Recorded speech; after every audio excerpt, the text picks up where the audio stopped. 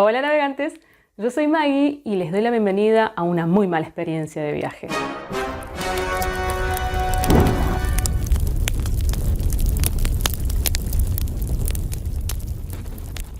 ¿Cómo están? Me imagino que muy ansiosos por ver las peores experiencias lectoras que he tenido durante el 2021. Ya estrenando primer video oficial del 2022. Increíble. Quería contarles que he abierto como nuevo canal de comunicación mi Instagram y lo voy a dejar en la cajita de información por quienes se quieran sumar, así estamos en contacto un poco más directo. Habiendo dicho eso y dando la bienvenida al 2022, ¿de qué se trata este video o este recorrido? Bueno, obviamente es un recorrido un poco desagradable, pero he tratado de hacerlo de forma divertida para que nos podamos reír un poco, tanto ustedes como yo, y no nos enojemos con las lecturas que no nos gustaron. En algunos casos muy concretos, sí, yo considero que son malos libros en el sentido de que tienen características que hacen que a mí no me guste lo que estoy leyendo y no lo considere bueno. Pero en ningún momento digo que son malos escritores o que es mala literatura, que a ustedes no les puede gustar lo que a mí no me gusta. Y también hay libros, los tengo divididos como en dos grandes apartados, libros que sí considero que son buenos libros y que están, objetivamente me doy cuenta que están muy bien escritos, pero que la experiencia con estos libros no ha sido nada buena. Así que voy a recalcar esta diferencia de apreciación porque para mí es importante. Por otro lado, los he ordenado, en este caso sí, de la menos peor experiencia a la mayor peor experiencia, siendo el top 3 lo peor de lo peor para mí. Antes de empezar, voy a aclarar algunas cosas. Primero, he seleccionado 11 libros. Por otro lado, consideren que estos 11 libros es un porcentaje muy mínimo de la cantidad de libros que yo leí. Realmente, por suerte, este año yo he leído muy buena literatura en general, cosa que me ha traído muchos problemas para el top de los mejores libros, pero bueno, ya se lo contaré después. No quiero decir qué cantidad de libros he leído con un número, porque me parece que veo mucho que hay booktubers o la comunidad en general que o hablan con mucho orgullo de la cantidad de libros que leyeron o con mucho pesar porque leyeron poco o lo que ellos consideran poco, incluso se dice la cantidad de páginas que se han leído. Me parece que eso hace que la lectura no sea algo fluido, no sea algo que uno haga porque le gusta. Y a mí me parece que eso no es el sentido verdadero de la lectura. Yo soy una persona que lee mucho, en general, estoy acostumbrada a leer desde muy chica y leo rápido. Y ustedes sabrán más o menos por los wrap-up que he hecho que mi promedio en general son entre 9 y 11 libros mensuales, pero ha habido meses que han sido muchos más. Incluso un mes récord que leí 20 libros, que menos mal que no tenía abierto el canal porque hubiera sido una pesadilla hacer ese wrap-up. Pero en general yo leo bastante. Pero eso no me hace sentir a mí mejor ni peor, me hace sentir que he cumplido una meta o que a lo mejor el año que viene si leo mucho menos, que ha habido años en que realmente he leído muy poco, eso sea algo que tenga que castigarse. Entonces no voy a dar un dato de un número, pero sí tengan en cuenta que este es un porcentaje mínimo de la cantidad de libros que he leído, por lo tanto estoy muy contenta de que no he tenido tantas malas lecturas. Ahora sí, vamos a empezar. Y los libros tienen unas categorías, unos premios que se lleva cada uno. Este es el premio al libro incoherente, para mí. Y ese es el libro que uno puede decir con mucho orgullo que leyó en ciertos círculos de alta literatura y todo el mundo te va a mirar con cara de ¡uy, qué bien! Y uno puede guardarse para sí mismo la opinión de lo que realmente sintió cuando leyó el libro. Y es nada más y nada menos que... ¡oh! Lo puse al revés. Algo quiere decir esto. Solenoide de Mircea Cărtărescu. No hace falta que aclare porque ya lo dije un montón de veces que me parece que es un gran escritor, Cărtărescu, y que entiendo a la gente que este libro le parece una maravilla. Lo que pasa es que yo me esperaba otra cosa, el libro terminó siendo mucho más surrealista de lo que yo necesitaba, habla muchísimo sobre un mundo onírico que no me pareció interesante, si bien la parte o la corriente realista del libro me pareció impresionante, y oscilé en sensaciones muy encontradas entre que me parecía increíblemente escrito y muy interesante todo lo que me decía y momentos en que no quería leer más sobre delirio, porque realmente para mí de esto se trata este libro. Y además es muy largo y son muchas páginas de delirio. Y en algún punto ese delirio eclipsa totalmente la parte que me parecía interesante y me pareció terriblemente denso. El segundo premio se lo lleva a un libro que se quedó corto. Es un libro que uno puede decir meh cuando lo lee, lamentablemente, y es Tierras de Cristal de Alessandro Baricco. Qué lástima, porque a mí Alessandro Barico me gusta mucho. Como verán, soy bastante consecuente con esto de que digo que son experiencias lectoras malas, porque este autor a mí me gusta mucho y he leído cosas que realmente estarían, si las hubiera leído este año, en el top de mejores lecturas seguro. Pero el problema importante fue la comparación que yo hice con Océano Mar. Yo había leído Océano Mar, que vuelvo a recalcar que es uno de los libros que más me gusta de Barico, y vi reseñas en donde se decía que este, que fue su primer novela, era como el germen de lo que íbamos a después ver en Océano Mar, con un estilo estructural muy parecido, con personajes con la misma impronta, que además parecían historias que no tenían nada que ver y después se entrelazaban y te daban una historia en común. Bueno, yo fui de cabeza y me encontré con un libro que no, sí, bueno, tenían razón con eso de que era el germen de Océano Mar, pero se quedó en germen. ¿Qué pasó? La verdad que no me pareció interesante. A ver, es una mezcla, porque es interesante por un lado la historia, pero por otro lado no me pareció interesante cómo él la desarrolla. Me pareció demasiado desestructurado, que había demasiadas cosas a tener en cuenta. Creo que es un libro que a lo mejor merece y necesita una relectura, porque hay muchos cabos que va dejando sueltos y en algún punto, en el final justamente, los une, y si uno no los tiene todos en la memoria muy presentes, el final se queda así como inconexo también. Tuve que releerlo en su momento, tanto el final como ciertos pedazos del libro para poder volver a entender lo que me quería decir, y la verdad que no disfruté la experiencia y no me pareció, comparado con Océano Mar, me pareció que estaba muy por debajo del nivel de Océano Mar, entonces finalmente terminó siendo no una buena experiencia, una experiencia negativa.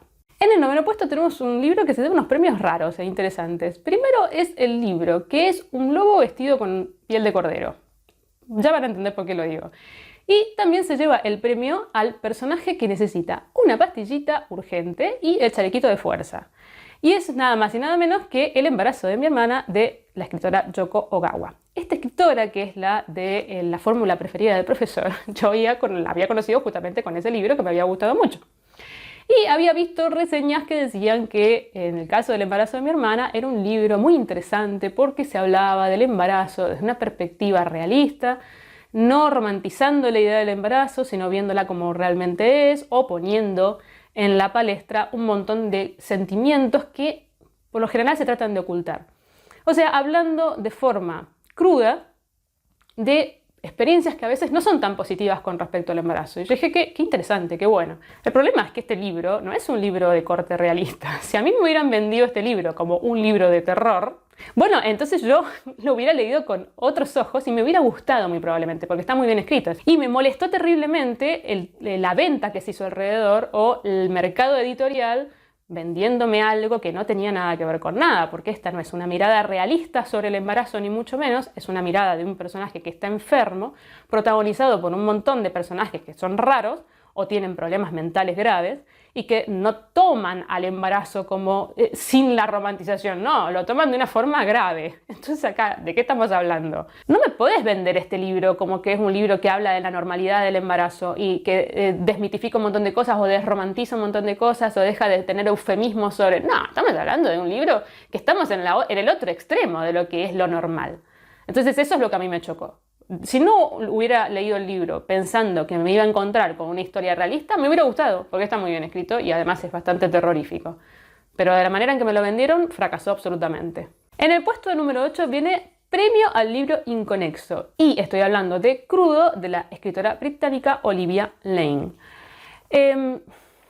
Este libro me parecía interesante por su premisa, porque decían que era un libro que era muy político, que hablaba de justamente el momento, en el momento que se escribió actual de la autora, en el momento en que lo escribió, que era la época de Trump, por un lado, en Estados Unidos, del Brexit, o sea, cuando Gran Bretaña se separó de la Comunidad Europea, y un montón de cosas que a la autora indudablemente le parecían muy preocupantes y agobiantes, y que el libro transmitía esa atmósfera porque estaba narrado de una manera tal que hacía que uno se sintiera con esa opresión de las noticias siempre negativas y del entorno que nos rodea, que es tan pesimista en muchos casos, y eso que la autora no había vivido todavía la pandemia, que hubiera escrito si no. Y lo que me pasó es que me encontré con un libro tan desorganizado en su forma de escribir, porque es lo que ella quiere transmitirte, esa vorágine de información y de que estamos todo el tiempo inundados de cosas que nos llegan de distintos medios, y que hace que tengamos casi como un estado psicótico. Y ella eso lo quiere transmitir con la forma de narrar, porque realmente llegó un punto en que me saturó de tal forma y realmente me aburrió, porque los temas que trataba tampoco los trataba con profundidad, era como darte un montón de información que no me pareció nada interesante realmente. Y es un libro muy cortito que se me hizo eterno. Como dato no menor, la escritora misma dice que ella intentó escribir este libro sin editar nada de lo que escribía. Ella se sentaba todos los días, escribía lo que le salía y así fue a editarse, digamos. Y lo mandó a la editorial. Y la verdad que se nota. Bueno, en el séptimo lugar hay un libro que yo considero que es un poco bisagra entre los libros que pienso que están muy bien escritos y que simplemente es que yo no me llevé bien con ellos y los que tienen cosas que ya considero que no son buenas dentro de la literatura, personalmente, vuelvo a recalcar. Y por eso este libro se lleva el premio a la inconsistencia por un lado y el premio a una autora que tiene complejo de doble personalidad y que se le nota además cuando está escribiendo, que es La librería del señor Livingstone de Mónica Gutiérrez. Bueno, yo ya he hablado de este libro lo que tiene para mí de muy malo es que tuvo una primera mitad del libro muy buena y una segunda mitad muy mala. La historia es linda, es una mujer que terminó sus estudios en España, sus estudios universitarios, no tiene trabajo en España, por lo cual se va a vivir a Inglaterra y de casualidad encuentra en las calles de Londres una librería maravillosa en la cual tiene la suerte de entrar a trabajar y entrar en un mundo muy particular con personajes muy, muy especiales y la verdad que muy lindo en el sentido de que te hace meterte en la cultura londinense, en la literatura y es un libro que habla sobre libros. Bueno, tiene un montón de cosas que a mí me gustan mucho. El problema es que la primera mitad del libro está muy basado en eso, o sea, en hablar sobre libros, en la cultura, en el mundo de las letras, en las cosas que nos gustan a los lectores y la segunda mitad se convierte en una novela romántica pero de muy baja categoría. Una romera romántica con una historia de amor bastante ridícula y tonta, con unos personajes que realmente están trazados con tiza, porque si uno los sopla desaparecen. Realmente, bueno, bastante ridículo para mí. La historia terminó convirtiéndose en algo que era para reírse. Bueno, lo bueno de este libro es que uno se reía de las cosas que leía. Bueno, y entramos en los 6 libros que yo ya son más polémicos porque yo ya considero que son malos. O sea, ya acá no se trata de mi experiencia lectora, que también es mi experiencia lectora, por supuesto, porque todo tiene que ver con mi experiencia y es subjetivo, pero al mismo tiempo objetivamente considero que hay cosas que hacen agua. En el puesto número 6, entonces, tenemos un libro que se lleva el premio al libro más ridículo, un premio importante porque la ridiculez es una de las cosas que a mí me molesta de los libros. Y por otro lado, un libro que podemos decir que hemos leído literatura francesa y que no nos ha gustado y sentirnos bien con nosotros mismos porque siempre los franceses tienen esa idea de que todo lo hacen mejor que los demás. Y es el caso de Conversaciones con mi enano de jardín de, por supuesto, el escritor francés Jean-Paul Didier-Laurent. ¿Qué decir de este libro? El argumento es una persona que está en la crisis de la mediana edad, que además siempre ha tenido un trabajo siempre muy pragmático y que es una persona que no es imaginativa y que todo lo ha tomado de una manera muy correcta y muy seria en la vida. Trabaja en una empresa que fabrica enanos de jardín, estos enanitos de jardín que se ponen de adorno en los jardines. Y hay un enano particular que fue el primer enano que hicieron, que es un original de la primera serie, que después se puso muy de moda y entonces es muy caro. Bueno, él tiene un enano de esos, digamos, como es parte de la empresa, en su jardín personal. Y un buen día ese enano le habla y empiezan un montón de aventuras de lo más extravagantes. No me parece malo el argumento y podría haber sido un libro cómico o un libro de humor surrealista que me suele gustar, pero es que realmente el libro es muy tonto porque el personaje, que además vive las historias más planas que se puedan imaginar, tiene una historia, digamos, o sea, las cosas que van viviendo son injustificables, pero tampoco que puedan ser justificables desde lo surrealista. O sea, el libro tiene una pata en cada lado, o sea, como que por un lado pretende ser realista y por otro lado no. Pero no hace bien esa mezcla. Queda ridículo justamente. O sea, uno lee y dice, ¿por qué estoy leyendo? Y por otro lado, bueno, por supuesto que tiene una historia de amor puesta, pero realmente con plasticola, que no tiene sentido y que además, desde el punto de vista argumental, realmente no pincha ni corta esa historia. Es realmente parece que lo hubiera puesto para vender. Me pareció muy, muy, muy malo. En el puesto número 5 tenemos un libro que se lleva el premio a peor argumento, o argumento superficial podríamos decirle, y al peor protagonista.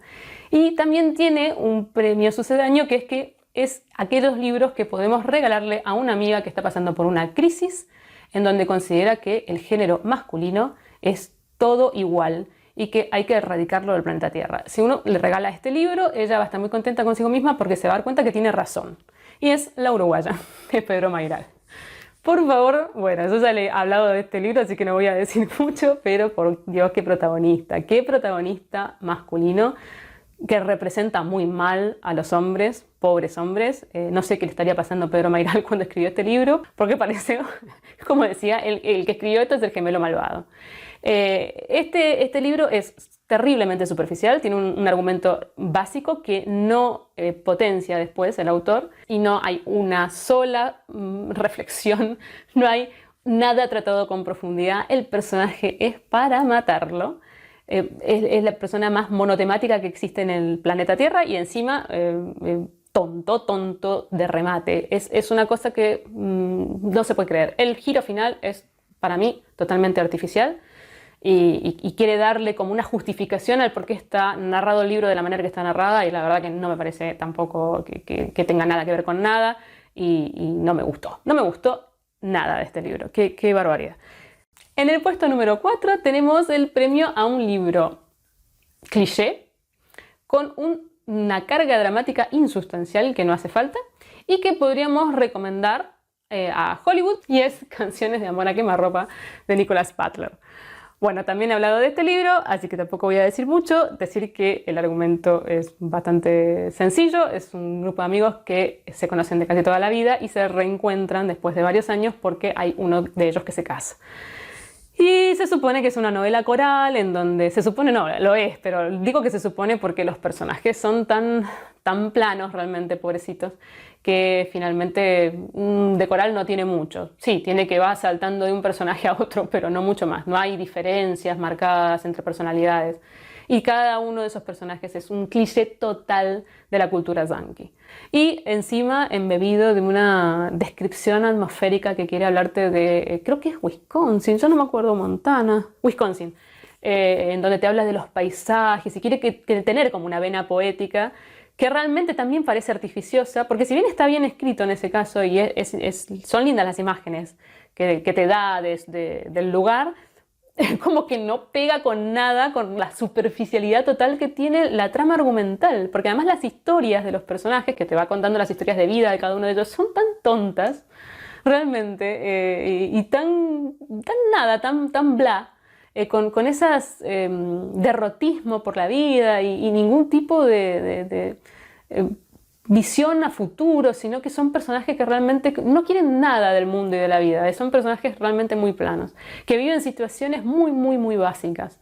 Y por otro lado, él tiene la intención de cargar de drama situaciones que no lo valen. Y después el final me pareció totalmente ridículo. Bien, que la palabra ridículo está dentro de lo que yo considero malo. Así que bueno, pobre, se lleva varios premios. Y está ahí del top 3, fíjense. Bueno, y entramos en los tres peores, los que se llevan el bronce, la plata y el oro. Este primer libro, o sea, el que estaría en tercer lugar, se lleva el premio a un libro que uno puede poner de adorno en algún lado porque es bonito, o puede usarlo de apoyavasos porque tiene tapadura. Y es La paja en el ojo de Dios, de los autores Larry Niven y Jerry Pournelle. Además se llevaría el premio, si quisiéramos catalogarlo en algún lado, al peor libro de ciencia ficción que he leído en este año. ¡Uy, qué malo este libro! ¡Qué malo en cuanto al desarrollo! Porque en realidad el argumento está bien y es un tópico de la literatura de ciencia ficción, que es el encuentro de la humanidad con una raza alienígena. Y es un encuentro además por primera vez, con todo lo que eso supone. Pero el problema es que este libro tiene la profundidad de una gota de agua esparcida en una taza. O sea, es una cosa, los personajes podrían ser cualquiera, porque en realidad da lo mismo. Tienen nombres, pero podremos cambiarle los nombres, porque no hay uno solo que tenga características específicas o que sea interesante de por sí, sino que están puestos ahí para que dialoguen, y que dialoguen cosas que no tienen sentido, que son los diálogos más básicos, llanos, sin ningún intercambio de ideas, simplemente como para exponerte ciertas cosas que quiere exponerte de la trama y no tiene ganas de redactar los escritores. Hay un personaje femenino que, por Dios, es para sacarlo, porque no aporta nada, sino al contrario. Y además, por otro lado, es una cosa muy loca, porque este libro fue escrito en la década del 70, si mal no recuerdo. Pero parece que hubiera sido escrito en el siglo XIX. Tiene unas ideas tan retrógradas y encima está planteado en supuesto el siglo 30 y es totalmente... los autores no se pudieron imaginar que en el siglo 30 las cosas iban a ser diferentes. Pero no estamos hablando solamente del punto de vista sociológico, filosófico o de cómo la humanidad será dentro de un siglo. No, estamos hablando de cosas básicas tecnológicas. Hay una mezcla entre tecnología futurista y que adentro de la nave usan velas. O sea, voy a darles ese ejemplo. Es una cosa... ¿Qué es esto? Por Dios, pero realmente, además soporífero, porque es una space opera, o sea que es una típica novela de aventuras espaciales. Acá no vayamos a encontrar, no queramos encontrarnos con otras reflexiones, simplemente es un libro de ciencia ficción para pasarlo bien, pero es que no lo pasas bien porque es aburridísimo. Es un libro que se enfoca más que nada en lo militar y realmente es soporífero. Llega un punto en que uno dice, ¿por qué? Y este sí que lo terminé de leer porque fue un regalo de mi mamá, pobre. Y encima en una edición preciosa de Minotauro. Y bueno, nada, va a quedar, como digo, va a quedar de adorno. Es un lindo, es bonito, no me van a decir que no queda muy bonito. El color es precioso. En el puesto número 2, La Plata. El libro que podemos usar como aplasta insectos, porque es bastante gordito. Así que nos viene bien. Vemos un insecto que no nos gusta, le damos con el libro y nos va a servir. Es un libro que nos va a servir. Y es Como polvo en el viento, de Leonardo Padura. Bueno, este libro, voy a tratar de no decir más de lo que ya he dicho, porque realmente en su momento, cuando hice Europap, hablé bastantes cosas sobre él. Y lo que más me decepcionó fue que este libro tenía muy buenas críticas y sobre todo Padura tiene muy buenas críticas como escritor. Y quiero creer, y tengo en realidad la seguridad de que muy probablemente si yo leyera de Padura lo que se considera muy bueno, me pase un poco con lo que me pasó con Mayral. Este libro adolece de un montón de cosas, pero sobre todo lo que a mí más me pesó fue que me pareció un culebrón. Es un libro con una alta carga dramática innecesaria, que abunda además en ella, y tiene unos personajes que son todos iguales. O sea, sí también es una novela coral que está narrada una historia desde 12 personajes diferentes, pero estos 12 personajes te cuentan la misma historia porque son 12 personajes muy similares. Tienen todas las mismas necesidades, las mismas ideas, el mismo crecimiento, la misma visión del mundo. Realmente es que para eso escribí un único personaje y ya está, porque no tiene sentido. Además, todos ellos tienen una carga de cosas terribles que les pasan, pero que son ridículas, porque no son cosas terribles serias, son cosas terribles de culebrón. Esta típica novela entre todos los personajes están relacionados de alguna forma y es como el cliché de en vez de soy tu madre, soy tu tía o soy la hermana del hijo de tu padre. Bueno, ese tipo de cosas que a mí me parecen realmente tontas. Esa es la realidad. Y no está en el top 1.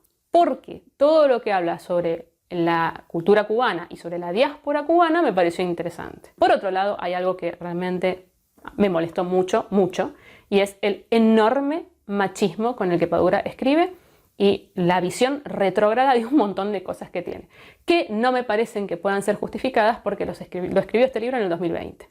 Entonces no estamos hablando de que, bueno, es una persona que está en el siglo XIX, hay que pensar en el contexto. No, estamos hablando de alguien que escribe el día de hoy y que no puede ser que escriba como escribe ciertas cosas. Me chocó muchísimo y por momentos parecía escrito por un adolescente, otro parecido a Mayral en ese sentido. Habla de forma muy degradante de los negros, de la raza negra. Dice que una de las cosas buenas que tiene tener ascendentes negros es que el pene es grande en el caso de los varones, no sabemos en el caso de las mujeres.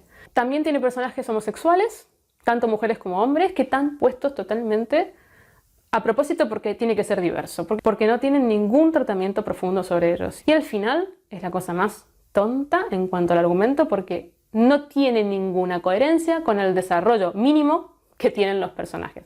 Pero el final, por favor. ¿Quién me justifica en el final desde un punto de vista psicológico de los, vamos a poner entre comillas, dos personajes casi principales o centros de toda la historia?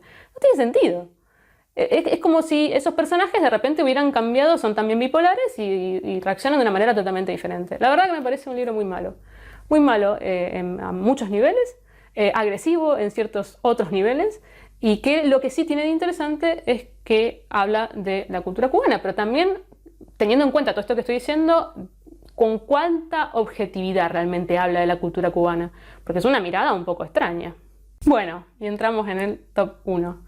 El libro que superó todas las expectativas de lo malo. Y es un libro que considero que se puede usar para hacer un asadito, porque para algo nos tiene que servir estos libros, sobre todo si hemos gastado dinero. Y es Un verano en el campo, de la escritora alemana Heike Wanner. Bueno, es que el problema acá realmente fue que yo no leí el argumento de este libro, o lo leí muy por arriba, y yo tenía una creencia muy naive con respecto a qué me iba a encontrar, porque la trama supuestamente es tres hermanas que son citadinas, que viven en la ciudad y que muere un pariente de ellas y se quedan con herencia, por herencia, una casa en el campo. Entonces tienen que trasladarse a esa casa, no para vivir en ella, sino porque necesitan ver qué hacer con ella si la tienen que vender. Y entonces van a descubrir lo que significa una vida desconectada de todo ese mundo de la ciudad y de los ruidos y de la inmediatez de todo y de los trabajos pesados y bueno, un poco como volver a lo natural. Y dije, bueno, que puede ser interesante, porque además decían que el libro era muy divertido y que era un éxito editorial en Alemania. ¡Uy, Dios, no! Si esto es un éxito editorial en Alemania, yo no creo realmente que pueblo alemán, con los referentes en literatura que tienen, consideren que esto es un éxito literario. Es muy, muy, muy básico este libro. Tiene, bueno, todo lo que yo considero que no está bien en un libro, todo junto.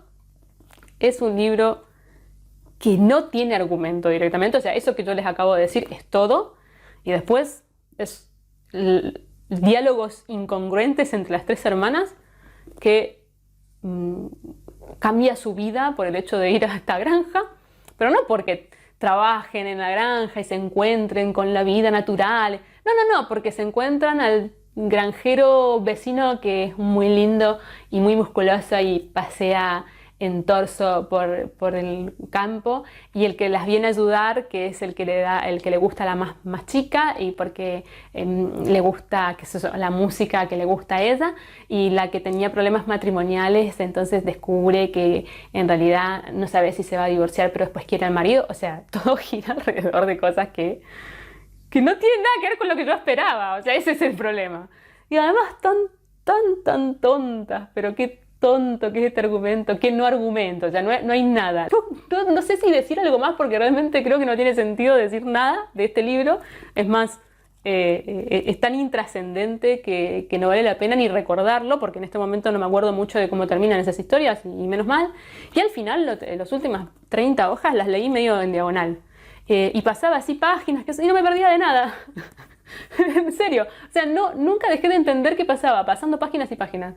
¿Qué es esto? Bueno, éxito editorial.